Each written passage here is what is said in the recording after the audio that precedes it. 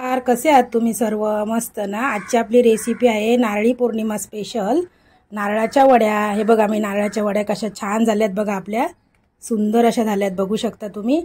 एक एक वडी अशी मोकळी आणि मस्तपैकी झालेली आहे, आपली खुसखुशीत अशी वडी झालेली आहे, बघू शकता तुम्ही। हे बघा, ह्या वड्या मी नारळाच्या कशा केल्या त्याची रेसिपी आता आपण पाहूया। नमस्कार, आज पहा आपल्याला रक्षाबंधन स्पेशल नारळाची वडी करायची आहे। त्यासाठी बघा मी इथे 2 वाट्या नारळ खवून घेतलाय। मी इथे मिक्सरला लावलेला नाही, मी विळीने खवून घेतलाय। आणि तो बघा काळा पाट काढून त्याचा वरचं जे सफेद असतं ना तोच फक्त खवून घेतलाय। मी 2 वाट्या घेतलाय। इथे 1 वाटी मी साखर घेतली आहे। इथे विलायची पावडर घेतली, 1 चमचा घेणार आहे, बर्नीत ठेवली आहे ती, नंतर 1च चमचा घेणार आहे। इथे मी पाव वाटी मी इथे दूध घेतलंय आणि आपल्याला 2 चमचे इथे तूप लागणार आहे, ते तूप घेणार आहे। मी ड्रायफ्रुट्स घेतले, तिथे मी पिस्ता आणि बदामाचे काप करून घेतलेत आणि चिमूटभर आपल्याला इथे मीठ लागणार आहे। बघा एवढंच मी मीठ घालणार आहे, चिमूटभर। हे बघा गॅसवरती मी कढई ठेवली आहे। आपण आता इथे 1 चमचा तूप घालून घ्यायचं आहे। तूप घातल्यानंतर आपण इथे नारळाचा चव घालायचा आहे। 2 वाट्या नारळाचा चव घेतलाय, तो घालायचा। नारळाचा चव आपण तुपामध्ये 1 चमचा तुपामध्ये असा परतून घ्यायचा आहे आणि गॅस आपण मोठा नाही करायचा, स्लोच ठेवायचा, लो टू मीडियम ठेवायचा आणि परतून घ्यायचं आपण फक्त। हे बघा 5 ते 7 मिनिटं आपण परतून घ्यायचं।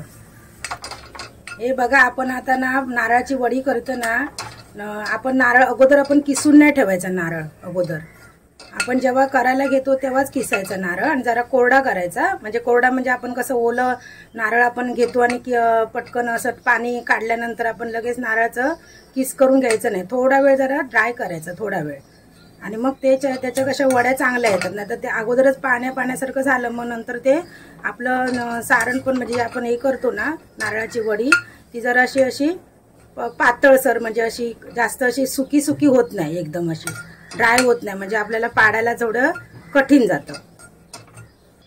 हे बघा इतपत असं सुकं व्हायला पाहिजे। बघा बघू शकता तुम्ही, थोडंसं असं त्याचं मॉइश्चर आहे ना थोडंसं कमी व्हायला पाहिजे। नारळाला तसं थोडं तेल असतंच ना नारळाच्या खोबऱ्याला, त्यामुळे ते कसं लो टू मीडियम वरतीच आपण हे जास्त आपण हे केलं तर ते करपून जाईल। आता 5 ते 7 मिनिटं झालेली आहेत। आता आपण त्यामध्ये ही बघा ही साखर घालून घेऊया, 1 वाटी। हे माझं प्रमाण एकदम परफेक्ट आहे। 2 वाट्या खोबरं असेल तर 1 वाटी साखर। आता आपण हे बघा अर्धी वाटी दूध घालून घेऊया त्यामध्ये।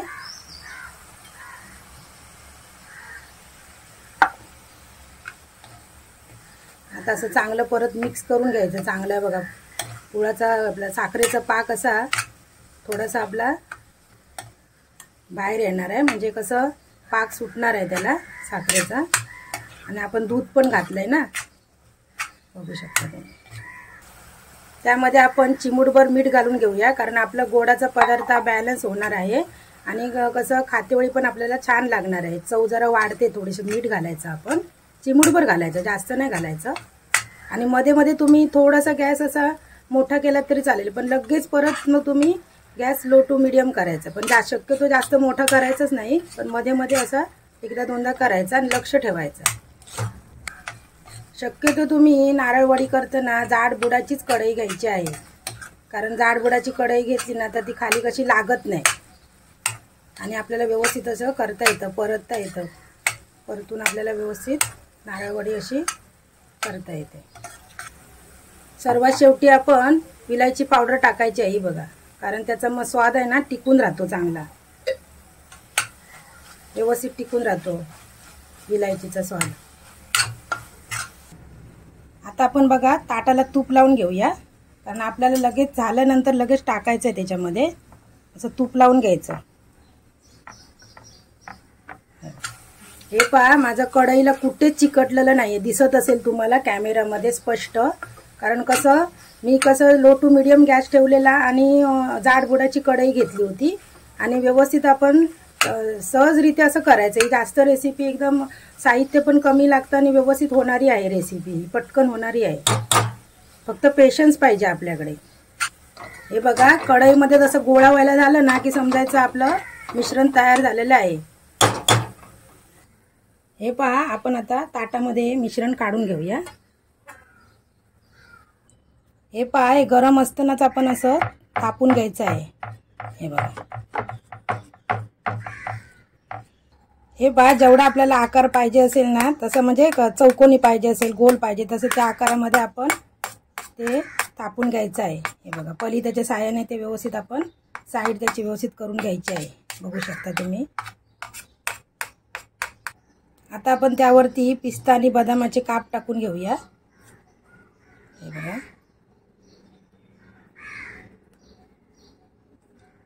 आता थोडं थंड झाल्यानंतर आपण याच्या वड्या पाडून घेऊया। एकदम असं जास्त गरम पण असतं का म्हणजे एकदम पूर्ण थंड पण नाही करायचं, थोडंसं असं थंड झाल्यानंतर आपण याच्या वड्या पाडून घेऊया।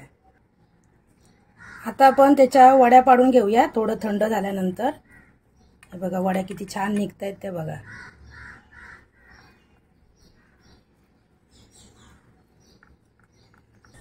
मी इथे चौकोनी काप करून घेणार आहे। तुम्हाला जर डायमंड शेपमध्ये पाहिजे असेल तर तुम्ही डायमंड शेपमध्ये सुद्धा करू शकता। हे पहा काप तर आपले करून झालेले आहेत, पण पूर्ण थंड झाल्यानंतर तुम्हाला वडी एक काढून दाखवणार आहे तुम्हाला।